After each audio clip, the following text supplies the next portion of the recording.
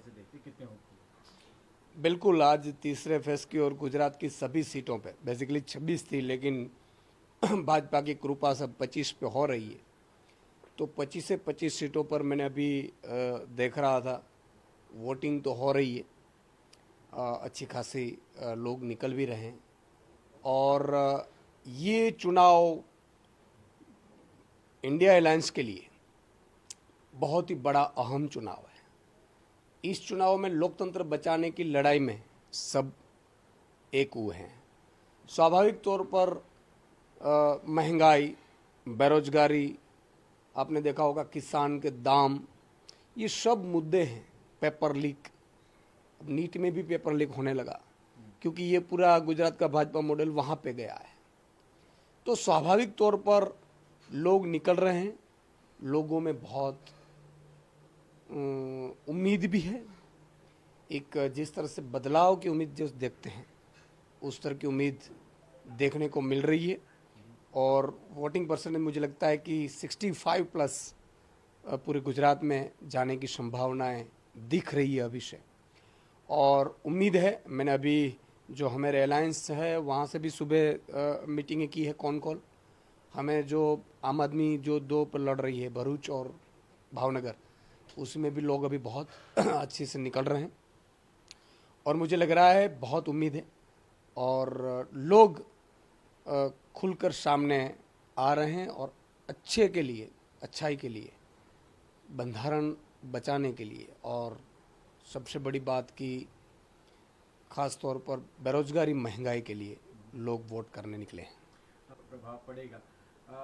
क्या उम्मीदें हैं आपको इस अलायंस और गुजरात के थ्रू बाकी फेजेस के लिए भी आपकी क्या उम्मीदें रहेंगी सर? देखो, दो फेज में जिस तरह से आपने देखा होगा कि आज तो वोटिंग का दिन है तो मैं ज़्यादा नहीं बोलता, लेकिन दो फेज में ठीक से नहीं चली एनडीए। तब आपने देखा होगा किस तरह से बौखलाकर जो निवेदन आने लगे थे, विकास की बात करते थी, विकास से पटरी नीचे चली गई कि विकास के नाम पे तो नहीं करे, लोगों के भड़काने पे बहकाने पे आ गए। तो लगता है कि इंडिया अलायंस बहुत अच्छा प्रदर्शन पूरे भारत में करेगा। और मुझे ऐसी उम्मीद दिख रही है 4 जून को कि भारत का लोकतंत्र बचेगा, भारत में एक नई नींव रखी जाएगी।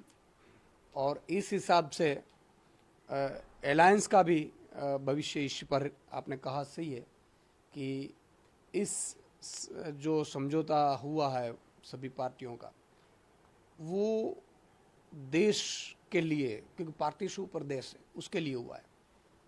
और आगे भी इसी के हिसाब से उम्मीद भी जताई जा रही है।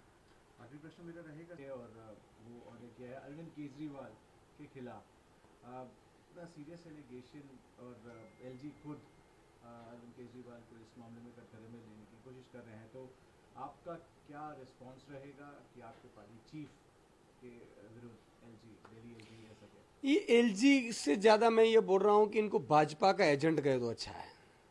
जिस तरह से एलजी का काम होता है, इस तरह से तो अंग्रेज भी नहीं करते थे।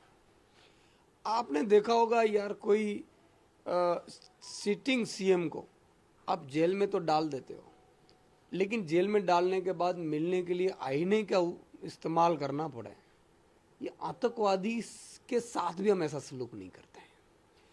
और जिस तरह से एलजी साहब बता रहे हैं 4 जून के बाद, वही एलजी साहब कुछ और बताएं।